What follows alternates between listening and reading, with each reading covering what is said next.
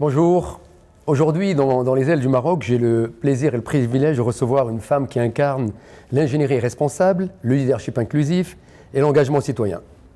Mouna Benazou, managing director de Capgemini Engineering Afrique du Nord et administratrice de plusieurs sociétés, elle a su tracer un chemin dans plusieurs secteurs exigeants, tout en plaçant l'humain au cœur de la performance.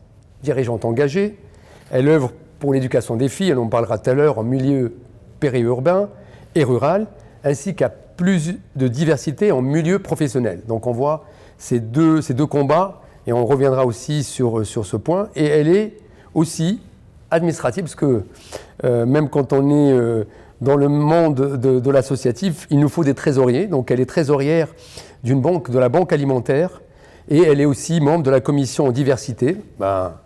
On ne se trompe pas, donc de la CGM, et membre de plusieurs réseaux de femmes dirigeantes, tels que le Club des femmes administratrices et We4She et Women in Tech, puisqu'effectivement, elle dirige une boîte tech.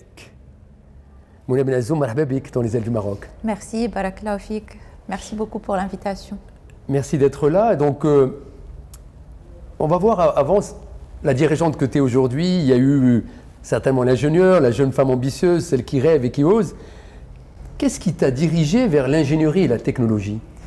Alors, je vais te surprendre, Zakaria, mais je ne suis pas ingénieure de formation. Ah, donc ça c'est bien. Même si aujourd'hui j'ai la chance de diriger une boîte d'ingénierie, j'ai fait l'ISCAE, donc je suis lauréate de l'ISCAE. C'est une grande maison. Une grande maison, une grande école marocaine, et dont je suis très très fière. Donc promotion 99. Et j'ai commencé mon cursus en conseil. Donc, j'ai commencé en cabinet d'audit et de conseil. Et donc, après m'être dirigée vers la partie financière, un jour, j'ai eu la chance qu'on me propose des fonctions plus opérationnelles. Et c'est comme ça que j'ai fait le bridge. Donc, la finance mène à tout, puisqu'elle permet d'avoir une vue transverse. Et donc, elle t'a mené au métier tech. Exactement. À travers cette fenêtre, on va dire, de la finance. Exactement. Quelles sont les premières portes que tu as dû ouvrir ou défoncer pour être là où tu es? Oh là là. Quelles sont les premières portes? Je crois que c'est ceux de mes mentors et mes associés en cabinet. Donc ceux-là ont été les premiers qui m'ont donné ma chance et qui m'ont présenté et qui m'ont donné la perspective que j'ai aujourd'hui, celle de m'introduire dans plusieurs entreprises au Maroc, mais aussi qui m'ont donné goût au travail et au mérite, quoi.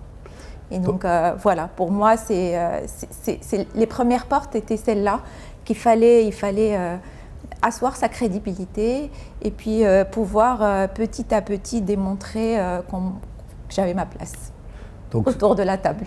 Donc, c'est-à-dire qu'il y a l'effort personnel et ces rencontres qui, peut-être, qui accélèrent. Et je pense qu'il y a toujours les deux. Il y a toujours les deux, bien sûr, le travail, le sérieux, et puis la détermination, un peu de résilience aussi. Mais c'est aussi la chance d'avoir rencontré les bonnes personnes au bon moment. Donc, ça se saisit, donc ça se prend, et donc tu as su prendre, et on verra effectivement tout au long. Le moment qui t'a fait dire, je suis faite pour diriger, est-ce que ça s'est construit un peu comme on fait de la micro-formation tout doucement, puis un jour on se réveille, ou est-ce que c'est quelque chose, il y avait une ambition, il y avait une envie, un objectif à atteindre? Pas du tout. J'ai toujours été un bon second. Donc, de par ma fonction de directrice financière, donc j'étais toujours un peu dans l'ombre des dirigeants que j'ai accompagnés tout au long de mon parcours professionnel. Et puis, c'est à Capgemini que vraiment, on m'a donné cette chance et on m'a dit que j'étais capable de passer de l'autre côté. Et donc, non, c'était pas vraiment l'ambition. Donc, il y a eu un accompagnement. Est-ce que l'entreprise a financé un programme? Est-ce qu'elle t'a introduit dans Alors, il y a eu high potential? plusieurs choses. Il y a eu le Covid et avec toute la gestion de la crise du Covid. Après, il y a eu l'intégration puisqu'on a été racheté par un groupe et donc j'ai accompagné l'intégration. Et ça s'est fait petit à petit de façon plutôt naturelle. Donc voilà. Être, comme tu as dit, au bon endroit et puis savoir faire sa place, savoir être curieux, savoir aller un peu plus loin que son périmètre, savoir aussi challenger ses collègues et challenger même ses patrons, des fois pour imposer ses convictions.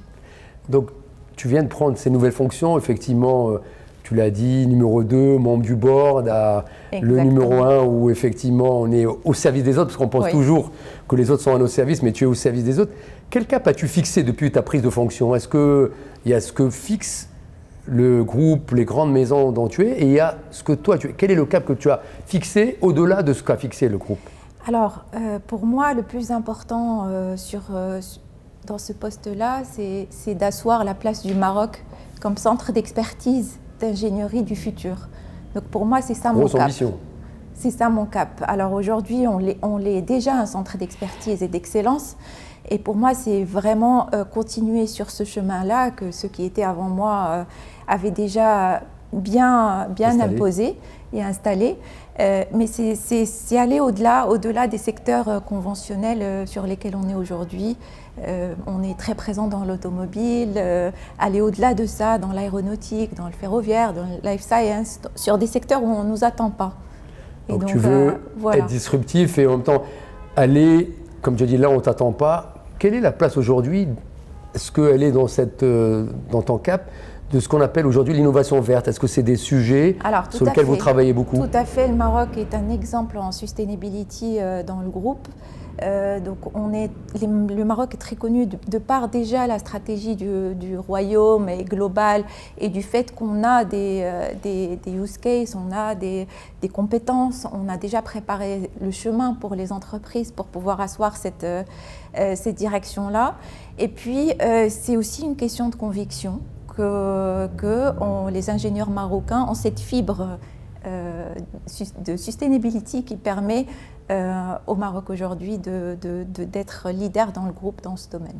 Et comment tu concilies aujourd'hui, tu l'as dit indirectement, mais excellence technologique, compétitivité et responsabilité sociale? Parce que j'ai vu, et je pense que les personnes qui nous regardent ont vu tes engagements dans plusieurs associations, notamment dans la commission diversité du patronat marocain.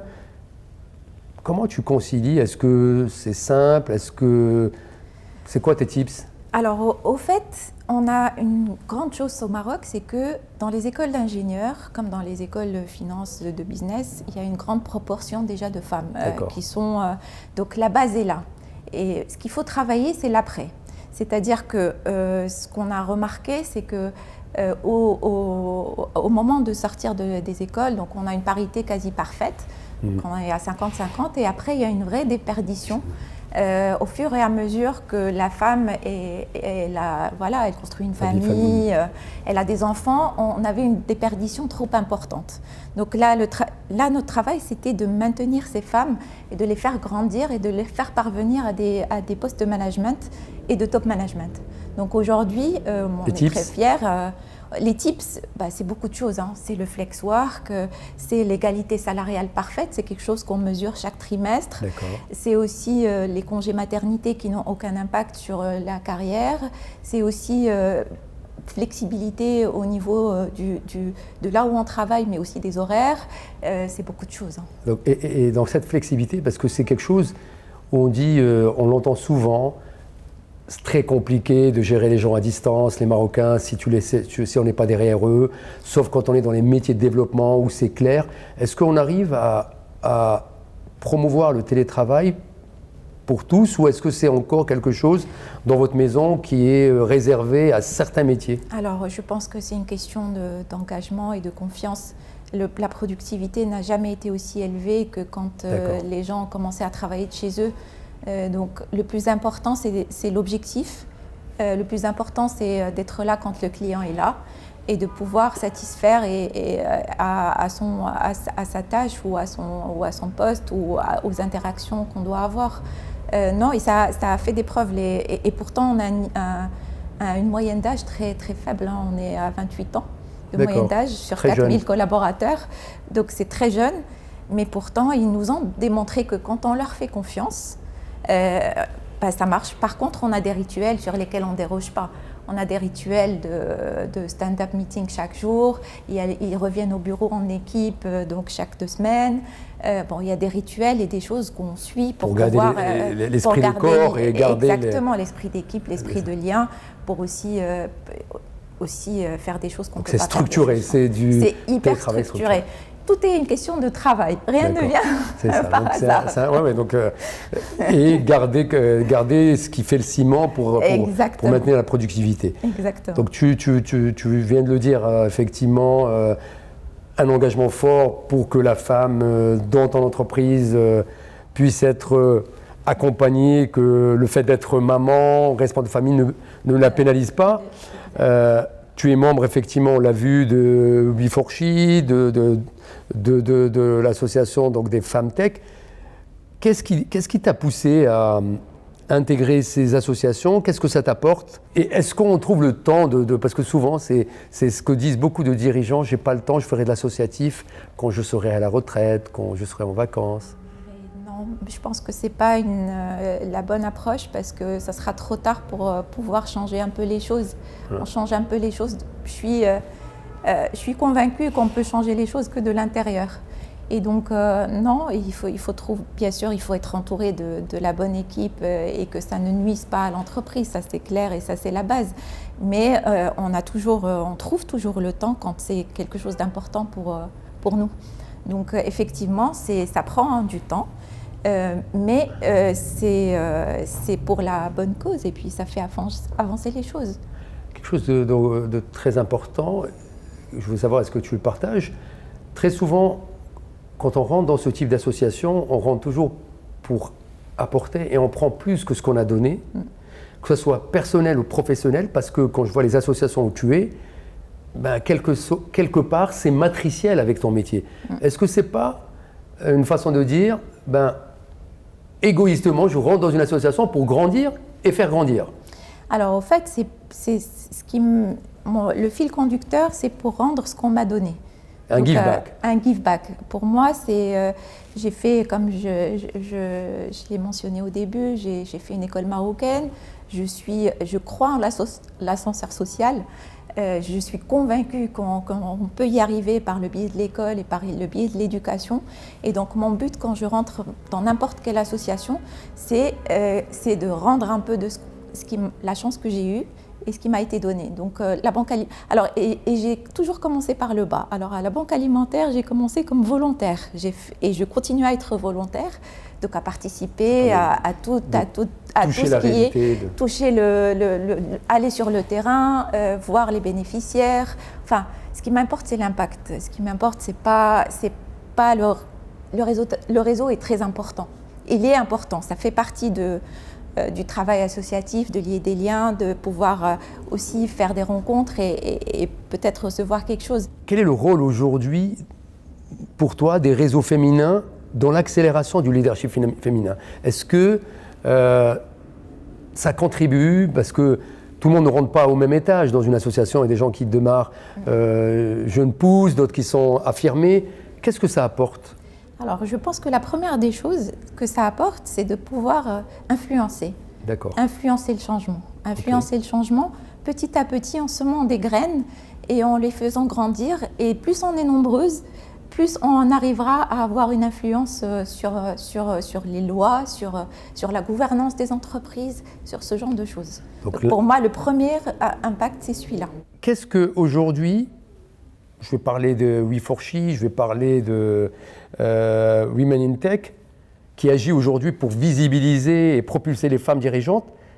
Quelle contribution tu apportes, toi, concrètement, dans ces projets? Est-ce que tu mentors des jeunes filles? Si je prends juste ces 2 projets. Alors, oui. La première des choses, c'est le temps qu'on consacre donc, à ces activités-là. Et l'une des premières... Alors, je m'occupe aussi des activités RSE là où je travaille. Et donc, c'est un réservoir extraordinaire de compétences qu'on peut mettre au service de NGO comme ça ou autres. Donc la première des choses qu'on fait, et je ne suis pas la seule, hein, on est à peu près 200 volontaires, et ce qu'on fait, c'est qu'on organise des sessions de formation de jeunes femmes ou de jeunes hommes venant de milieux défavorisés à travers plusieurs associations. Je pourrais en citer beaucoup. Donc, pour les sensibiliser, les orienter sur les métiers de la technologie. C'est-à-dire qu'aujourd'hui, on est très content. Sur les femmes pour dire c'est possible, c'est ça. Avec un focus sur les femmes, les jeunes filles, parce que le taux d'abondance scolaire n'est pas le même.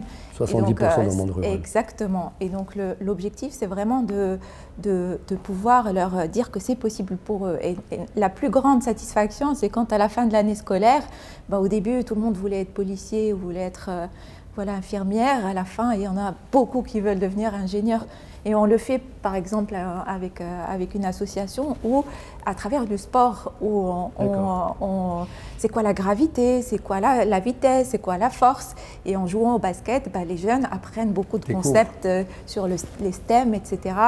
Et découvrent des choses qui, pour certains, deviennent des vocations. Moi, ça m'intéresse aussi que tu nous dises oui. Comment ça a été ta rencontre. Parce que tu as dit que tu as été volontaire, est-ce que c'est dans ta jeunesse, tu l'as croisé? Qu'est-ce qui fait qu'on rencontre? Parce que la banque alimentaire, tout le monde, je peux comprendre que tu sois dans We4She, mais la banque alimentaire, c'est quoi la rencontre? La banque alimentaire, ça remonte à vraiment bien plus loin, où il y a eu un séisme important il y a quelques années dans le nord du Maroc. D'accord. Et donc, je cherchais une association qui avait un impact immédiat et direct sur les populations concernées. D'accord. Et c'est là où ma première rencontre s'est faite avec la banque alimentaire. Et c'était toujours en lien avec ton travail, si j'ai bien compris. Alors, pas du tout. C'est personnel, c'est vraiment intuitif personnel. Là, c'est vraiment personnel, pas en lien avec pas avec le travail. Et j'avais pas grand-chose si ce n'est du temps, un peu de compétences, et voilà. Et puis l'envie. C'est important, on l'oublie. C'est ce que tu viens de dire, c'est ce qu'il faut rappeler aux gens qui nous écoutent. C'est le plus grand des capitaux, c'est la présence, c'est de l'humain. Et donc souvent, on minimise ce qui fait la force de l'ONG. Et ce que tu viens de dire, c'est le plus grand des capitaux. Et donc il faut le redonner sa place. C'est un point très, très important. Si tu devais, en 2 mots, me décrire une dirigeante citoyenne, c'est quoi si tu devais la définir? Alors, pour moi, c'est très simple. Une dirigeante citoyenne, c'est celle qui s'occupe aussi bien, ou un dirigeant, c'est la même chose. Hein. Il n'y a pas de notion de femme ou homme là-dedans. C'est pas genré. Je pense qu'un dirigeant citoyen, c'est celui qui s'occupe à la fois de sa performance, de la performance de ses actionnaires, de ses employés et puis de sa communauté. D'accord. C'est aussi simple que ça. Qui travaille un peu de façon holistique pour s'occuper aussi au-delà de son entreprise, de la cité. Tu l'as dit, mais c'est un peu intéressant de voir comment tu incites tes équipes à s'engager un peu, parce qu'on le voit, tu es engagé dans plusieurs associations. Est-ce que tu as des programmes où on leur dit vous avez une demi-journée pour aller dans telle association? Est-ce que c'est eux qui font des pushs? Est-ce que c'est les deux? Alors, c'est toujours... Il y a 2 choses d'importantes. Il y a déjà, on appartient à un grand groupe qui a la RSE, qui fait de la RSE une politique du groupe, avec des piliers, c'est très structuré et très, très bien organisé. Il y a aussi la conviction du dirigeant. J'étais dans des boîtes où on avait beaucoup de moyens, mais on n'avait pas beaucoup de conviction. Pas de porteur. Pas de porteur et pas de sponsor. Donc je pense que le sponsoring des dirigeants est très important et c'est ce qui permet de donner envie aux jeunes de le faire. Et je le vois tous les jours. Maintenant, on va parler un peu de ce qui forge aujourd'hui les obstacles, les doutes, les virages, parce que souvent quand on voit quelqu'un, moi je dis toujours, avant d'habiter la banlieue ouest, souvent on a galéré, avant d'arriver au sommet, on a dû tomber et se relever. Donc si tu pouvais partager avec nous, quelle est l'erreur fondatrice qui t'a appris plus que n'importe quel succès? Est-ce que tu as une erreur, tu dis celle-là, je ne l'oublierai pas, et chaque fois que tu montes, tu t'en rappelles? Alors, oui. J'ai eu plusieurs fois, c'est pas on parle beaucoup de succès, mais on ne parle jamais de de nos échecs, mais je pense que l'échec forge plus que le succès. Je crois aussi. Et l'une des fois où ça m'est arrivé, je pense que ça a été le début de quelque chose de nouveau. Parce que c'est là où je me suis dit, bon ben là, il n'y a plus beaucoup de solutions, il va falloir se relever, redoubler d'efforts et de courage et puis y aller, parce que personne ne le fera à ta place. Et je pense que ça a été plus une question de croire à enfin, on n'a pas arrivé à faire ce qu'on voulait. On avait un objectif de pouvoir changer une gouvernance, de pouvoir familial, c'était un peu ça. Et puis on n'y est pas. J'y suis pas arrivée ou l'équipe n'y est pas arrivée. Et c'était quelque chose qui m'a marquée parce que je me suis dit pourquoi on n'y est pas arrivé ? Qu'est-ce qui a fait que... Et donc ça a été une vraie leçon pour la suite de ma carrière. C'est-à-dire que quand tu dis la suite, est-ce que tu as dit la prochaine fois je vérifierai cette value avant de démarrer ou la prochaine fois je ferai différemment ? Qu'est-ce que tu as appris ? Les deux, c'est-à-dire que d'être sûr que c'est vraiment une valeur très incarnée par là où on est. Là où tu vas te poser, oui. Et la deuxième des choses, c'est de se dire, je ferai très différemment parce qu'on a beau mettre tous les moyens possibles, si on n'a pas la base et le fondement, ça ne marchera pas. Et donc ça a été une vraie leçon de professionnelle. Qui t'a accompagné après. Comment on reste soi-même dans un environnement global, très exigeant ? Est-ce que c'est le sport ? Est-ce que c'est la famille ? Est-ce que c'est les amis ? Est-ce que c'est le travail jusqu'à ne plus savoir ? C'est quoi ton cocktail ? Quand on est jeune, c'est beaucoup de travail. Okay. On avait des horaires à ne pas en finir. Mais plus on prend un peu d'âge et on a besoin de prendre un peu de recul et d'expérience, on a besoin de prendre un peu de recul. Même si on a la tête dans le guidon, on ne rend pas service à nos équipes et on ne rend pas service à notre société. Donc pour moi, oui, c'est devenu très important de prendre un peu de temps pour soi. Le sport, évidemment, avoir une hygiène de vie assez équilibrée, être, je dis rien de sorcier, là, tout le monde vous dira la même chose. Quand on dit rester, est-ce qu'il y a des gens qui ont des rituels le mercredi après-midi, je vais chercher mes enfants, je n'utilise pas le téléphone, le samedi. Est-ce que toi, c'est beaucoup plus intégré ou est-ce que...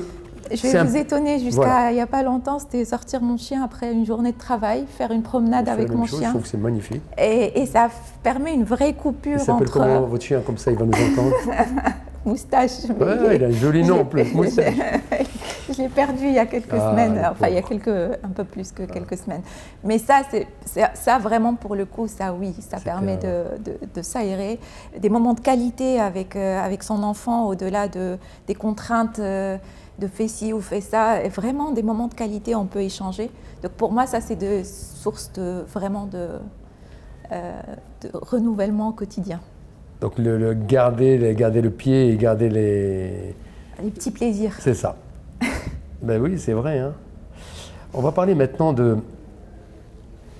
je dirais, de cohésion, donc d'engagement qui nous emmène à aller encore plus loin. Comment tu fais aujourd'hui? Donc, on le sent qu'il y a une volonté de garder les trois pieds, l'entrepreneurial, social, sociétal. Comment tu trouves ton propre alignement? Est-ce que tu l'as trouvé? Parce que est-ce que tu es toujours en recherche? Comment on fait? Je crois que j'ai eu la chance de le trouver. C'est-à-dire qu'aujourd'hui, un travail sans sens je ne le ferai plus. Donc, tu sais ce que tu veux. Je sais à peu près ce que je veux, c'est-à-dire un travail où qui a du sens. Voilà. Le sens est devenu très important. Qu'est-ce que tu refuses de négocier, même si c'est peut-être au-delà du sens dans ta vie de leader? Est-ce que tu as des choses, tu dis ça, c'est pas négociable, au-delà du sens? L'alignement de valeurs. L'alignement de valeurs. Je pense que c'est quelque chose de très important. Et puis, oui, je crois qu'au-delà, tout le reste se construit.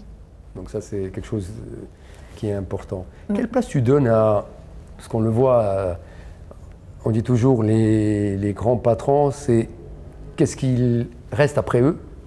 Est-ce que tu crois en la transmission et notamment envers les jeunes femmes issues des milieux modestes? Est-ce que c'est quelque chose qui est aujourd'hui, tu l'as dit, il y a ce que fait le groupe, il y a ce que fait le dirigeant. Est-ce que c'est une ligne que tu as intégrée dans, je dirais, dans ton projet? Oui, alors à travers le mentorat, ça c'est clair, à travers un peu d'accompagnement et puis un peu d'écoute et un peu d'empathie, je pense que c'est important. Et puis faire en sorte que ça soit pérenne, parce que c'est pas que les convictions, mes convictions personnelles. Il faut que ça devienne structurel dans la boîte où je suis ou dans l'environnement où je suis pour qu'après moi ça continue. On va atterrir doucement maintenant nos 10 Madeleines que j'adore parce que ça nous permet effectivement peut-être de mieux te connaître avec juste un mot. C'est quoi effectivement le mot qui te guide dans le doute? Yasmine, c'est le nom de ma petite fille. Ça, on voit déjà indirectement, tu es dans la transmission déjà. Quelle est la femme marocaine qui t'inspire profondément? Alors il y en a plusieurs. Peut-être je vais en choisir deux. C'est Aïcha Chenna, Allah yarhamha. Donc ça c'est une femme pour moi qui incarne le sens et qui incarne le pragmatisme et qui incarne le consensus et qui incarne beaucoup de choses. L'humanité aussi. Ouais. Et l'humanité, beaucoup d'humanité bien sûr, et puis avec une force de caractère qui une force tranquille, moi quand tu la vois, elle est imposante mais en même temps elle a cette douceur. Exactement, et elle a ce cœur et cette envie de transmettre. Et puis une autre avec qui j'ai fait mes premiers pas dans l'associatif, c'est professeur Hakima Himish. Qui est encore là et je lui rends hommage à travers vous aujourd'hui. Pour moi, c'est une femme extraordinaire. Elle est rentrée dans un sujet où il y avait peu de monde. Moi, j'ai eu à croiser aussi. Et je sais que c'était pas gagné d'avance. Elle a su aussi transmettre dans son métier et dans son engagement associatif. Ces jeunes médecins, tout à fait. Tout à fait. Quel est l'objet qui ne te quitte jamais dans ton bureau? Est-ce que tu as un objet fétiche qui est toujours là? C'est très trivial, au fait, c'est ma tasse de café. Donc tu es plutôt à l'américaine, tu remplis beaucoup, plusieurs tasses par jour? Non. À l'italienne? À l'italienne, et puis j'ai un vrai café. Une tasse porte-bonheur qui m'accompagne depuis des années. Super, donc on souhaite qu'elle te continue à t'accompagner le plus longtemps possible. Merci. Quel est le livre que tu recommandes aux jeunes leaders qui vont nous écouter, qui vont nous regarder? Alors j'ai deux livres. Le premier, c'est Le Capital du XXe siècle. Alors c'est un livre pour moi parce que l'une des problématiques qui me touche le plus c'est les inégalités. Et je pense qu'à travers même le capitalisme, on peut arriver à une société qui soit un peu plus juste. Et donc ça, c'est un livre qui est un peu technique, mais c'est une vraie référence. Et puis un autre qui est un peu plus... c'est L'art de la guerre de Sun Tzu. Pour un dirigeant, c'est vrai que c'est... Alors, c'est comment gagner une guerre sans la faire, au fait, sans conflit. Et ça, je pense que ça manque aussi des fois. Comme on dit, il y a beaucoup d'arts martiaux où la meilleure, c'est ne jamais être amené à se battre. Exactement. C'est-à-dire que tu es tellement, comment dirais-je, qu'on n'a pas besoin. Exactement. Et qu'il n'y a pas besoin. Une financière à la boîte d'une tech, quelle serait pour toi l'invention que tu dis, celle-là, je voudrais bien l'inventer et la breveter? La machine à explorer le temps. Machine à explorer le temps. Pour aller devant ou derrière? Les deux. Ou dans le quantique, dans les... Les deux, pour pouvoir avoir des réponses. D'accord, c'est bien ça. Quelle est ta routine énergie avant une grande réunion? Est-ce que tu as une routine? Alors, j'ai une bague porte-bonheur. D'accord. Et donc, je la fais tourner pour me rappeler que je suis bien sur Terre. Je suis là. Quel est le plat marocain qui te rappelle l'essentiel? Le boulfaf du jour de l'Aïd el-Kbir. Pour moi, c'est symbole de famille et de retrouvailles. Un talent caché que personne ne soupçonne, est-ce que tu as quelque chose? On est entre nous. Alors, je vais en étonner quelques-uns, mais je fais du crochet avec ma fille. Ça me permet de me détendre et d'avoir une activité manuelle. Donc, j'aurai mon écharpe la prochaine fois que je te vois? Avec plaisir. Ça y est, c'est lancé avec mon écharpe. Une course que tu veux porter dans 10 ans, une cause, pardon, que tu veux porter dans 10 ans? Toujours l'éducation. Je pense que On est aligné là, Oui. c'est vraiment notre sujet aujourd'hui. 90% de nos enfants sont dans l'école publique, toute l'élite est dans l'école privée. Et Oui. toute la question, qu'est-ce qu'on fait? Oui, Et tout à fait. tu as raison. Et ton rêve maintenant le plus audacieux pour nos filles marocaines? Bah, c'est qu'elles puissent avoir le choix de faire ce qu'elles veulent. Travailler, pas travailler, être libres de faire leur propre choix tout simplement. Donc, en un mot, qu'est-ce que tu leur dirais pour viser la Lune, pour être des ingénieurs, pour être demain à ta place? Croire en elles-mêmes et beaucoup travailler. Beaucoup travailler. Donc, il n'y a pas de... Il n'y a pas de Il n'y a mystère. pas de McDonald's, il n'y a pas le Non. truc, ça ne marche pas. Non, c'est avoir peut-être la chance de croiser les bonnes personnes, mais déjà faire leur part et travailler. Pour attirer les bonnes ondes. Et pour toi, pour finir, c'est quoi réussir aujourd'hui? C'est être aligné, c'est pouvoir faire quelque chose, c'est partir au travail et se dire que oui, on a de la chance de contribuer à quelque chose. Super. Ben merci Mouna Benazou. Donc tu nous rappelles que la technologie n'avance que lorsqu'elle embarque de l'humain, que le leadership brille davantage lorsqu'il éclaire les autres. Et comme on dit ici, on ne brise pas le plafond, on redessine le ciel.